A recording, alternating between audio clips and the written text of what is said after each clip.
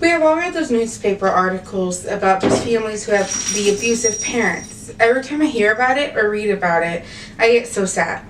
I always think about how people can abuse their children. I went to a court hearing. I was told not to release any names or locations of the family.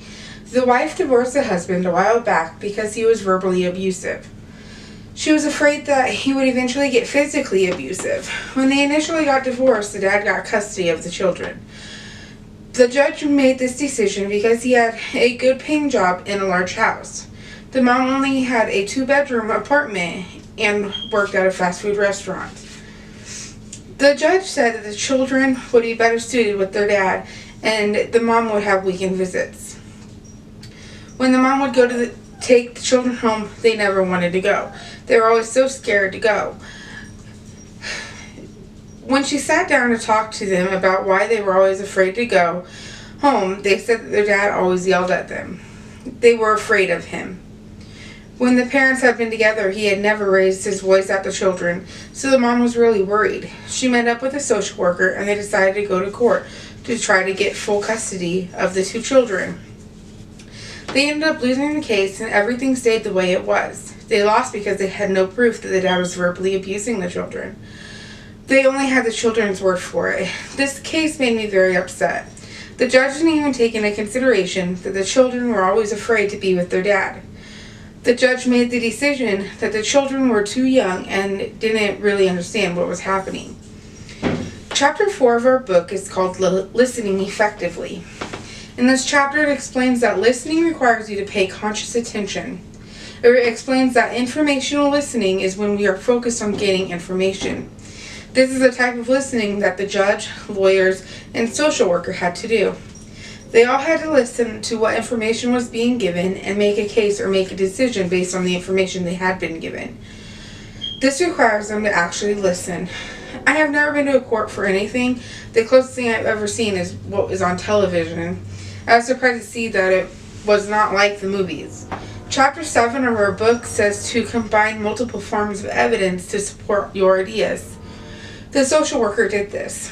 The mother actually had some recordings of when the father had been verbally abusive to her. She showed us the recordings and had the mom do a personal testimony, which was also discussed in Chapter 7. Our book says that a personal testimony helps make people make sense of their experiences, and it invites others to understand the reality that they have lived. It says that personal testimony can enhance your speech by conveying your insight and emotion regarding the topic. The mom told us at different times that the dad was verbally abusive to her, about the reasons he had yelled at her. A lot of the reasons she discussed with us were simple things like not doing the dishes after supper right away or not getting everything clean when he wanted it done. They were reasons that nobody should be yelled at for. I was sure that her personal testimony would tell the judge about how bad the dad's temper was. That right then and there he would understand that the kids needed to go to live with their mom. I thought her personal testimony was strong enough to make him realize that. Chapter 9 discusses introductions and conclusions. It says that you need to have an attention getter right away to keep people interested and a conclusion that summarizes everything up. The lawyer uses these same techniques in court. Her lawyer started off with a sad story about a family who had a verbally abusive father and what it had led to. It was heartbreaking. It really caught my attention and made you realize what the case was going to be about. The lawyer's conclusion was made up on the spot and included everything that was discussed during the hearing and included parts of the children's statements as well.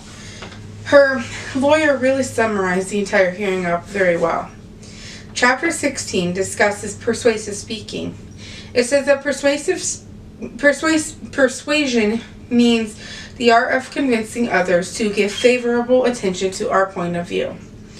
Both lawyers and the social worker had to use persuasion. The mom's lawyer and social worker used persuasion to try to get the judge to see the truth that the dad was abusive and it would just progress. They used examples of past cases and used the children's testimonies to show how the father had progressed. The dad's judge used persuasion to show everything that the father had done for the children so far, to prove that he loved them and did not verbally abuse them. This one meant that he paid for the doctor bills and he paid for their toys and their trips. But that doesn't really mean that he showed them love. In my opinion, the mom and her lawyer and the social worker had great arguments. They should have won the case. The children's testimonies were heartbreaking. You could hear the fear in their voice. They went on and on about how the dad yelled at them all the time and how they were scared of him. If I was a judge, I would have given full custody to the mom. They had no actual proof that the dad was yelling at the children, though. The social workers had gone to his house when the children were there, and everything was perfect. They had no reason to believe that the children were really being yelled at. They only had the word of the children. The dad got to keep full custody of the children. Social workers are able to stop by at any time. If any evidence of abuse shows up, then the mom will have full custody. Now it's just a waiting game. They are hoping that it does not come to that point. When the children are old enough, they can choose who they want to live with. As of now, they are too young.